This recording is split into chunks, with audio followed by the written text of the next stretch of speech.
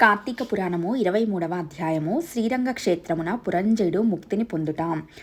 అగస్త్యుడు మరలా అత్రి మహర్షిని గాంచి, ఓ మునిపుంగవ, విజయం పొందిన పురంజయుడు ఏమి చేసినో వివరింపమని అడగగా అత్రి మహాముని ఇలా చెప్తున్నారు.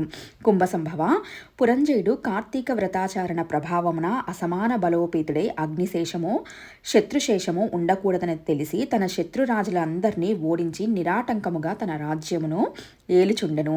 తన యొక్క విష్ణుభక్తి ప్రభావం వలన గొప్ప పరాక్రమవంతుడు, పవిత్రుడు, సత్యదీక్ష తత్పరుడు, నిత్యాన్నదాత, భక్త ప్రియవాది, తేజోవంతుడు, వేదాంగవేత్తయై ఉండెను. మరియు అనేక శత్రువులను జయించి దశ దిశలా తన అఖండ కీర్తిని ప్రసరింపజేసెను.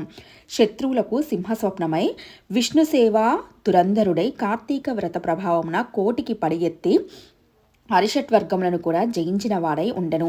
ఇన్ని ఏలా అతడిప్పుడు విష్ణు భక్తాగ్రేసరుడు, సదాచార సత్పురుషులలో ఉత్తముడై రాణించుచుండెను. అయినను తనకు తృప్తి లేదు. ఏ దేశమున, ఏ కాలమున, ఏ క్షేత్రమున ఏ విధముగా శ్రీహరిని పూజించినా కృతార్థునగుదునా అని విచారించుచుండగా ఒకానొక నాడు అశరీరవాణి, పురంజయ్య, కావేరీ తీరమున శ్రీరంగ క్షేత్రమున్నది. దానిని 2వ వైకుంఠమని పిలిచెదరు. నీవు అక్కడికి వెళ్ళి శ్రీరంగనాథస్వామిని అర్చింపుము. నీవీ సంసార సాగరమును దాటి మోక్షప్రాప్తిని పొందుతావు అని పలికెను. అంతటా పురంజయుడు ఆ అశరీరవాణి వాక్యములు విని రాజ్యభారమును మంత్రులకు అప్పగించి సపరివారముగా బయలుదేరి మార్గమధ్యమునున్న పుణ్యక్షేత్రములను దర్శించుచు ఆయా దేవతలను సేవించుచు పుణ్యనదులలో స్నానము చేస్తూ శ్రీరంగమును చేరుకొనెను. అక్కడ కావేరీ నది 2 పాయలే ప్రవహించుచుండగా మధ్యనున్న శ్రీరంగనాథాలయమున శేషశయ్యపై పవలించియున్న శ్రీరంగనాథుని గాంచి పరవశమంది చేతులు జోడించి, దామోదర, గోవింద, గోపాల, హరే కృష్ణ, వాసుదేవ, అనంత, అచ్యుత, ముకుంద, పురాణ పురుష, హృషికేశ, ద్రౌపదీ మాన సంరక్షక, దీనజన భక్తపోష, ప్రహ్లాద వరద, గరుడధ్వజ, కరివరద, పాహిమాం రక్షమాం దాసోహం పరమాత్మ దాసోహం అని విష్ణు స్తోత్రమును పఠించి కార్తీక మాసమంతయు శ్రీరంగమునందే గడిపి తదుపరి సపరివారముగా అయోధ్యకు బయలుదేరును.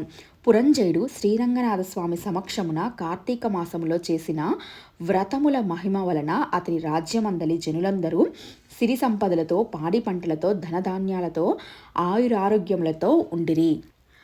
అయోధ్య నగరము దృఢతర ప్రాకారములు కలిగి, తోరణ యంత్రద్వారములు కలిగి, మనోహర గృహ గోపురాదులతో చతురంగ సైన్య సంయుతమై ప్రకాశించుచుండెను. అయోధ్య నగరమందలి వీరులు యుద్ధనేర్పరులై, రాజనీతి గలవారై, వైరిగర్భ నిర్భేదకులై, నిరంతరము విజయశీలులై, అప్రమత్తులై ఉండిరి. ఆ నగరమందలి అంగనామనులు హంస గజగామినులు పద్మపత్రాయత లోచనులై, విపుల శోణిత్వము, విశాల కటిత్వము, సూక్ష్మ మధ్యత్వము, సింహ కుచీపినిత్వము కలిగి రూపవతులనయు, శీలవతులనయు, గుణవతులనయు ఖ్యాతి కలిగి ఉండిరి. ఆ నగరమందలి వేలయాండ్రు నృత్యగీత సంగీతాది కళా విశారదులై, ప్రౌఢులై, వయోగణ రూపలావణ్య సంపన్నులై, సదా మోహన హసాలంకృత ముఖ శోభితలై ఉండిరి. ఆ పట్టణ కూలాంగనలు పతిశుశ్రూష పరాయణులై, సద్గుణాలంకర భూషితులై, చిద్విలాస హాసోల్లాస పులాకాంకిత శరీరులై ఉండిరి. పురంజయుడు శ్రీరంగ క్షేత్రమున కార్తీక మాస వ్రతమును ఆచరించి సతీ సమేతుడై ఇంటికి సుఖముగా చేరెను. పురంజయుని రాక విని పౌరజనాదులు మంగళ వాయిద్య తూర్యధ్వనులతో ఎదురేగి నగర ప్రదక్షిణ చేసి నిజాంతఃపురమున ప్రవేశపెట్టిరి.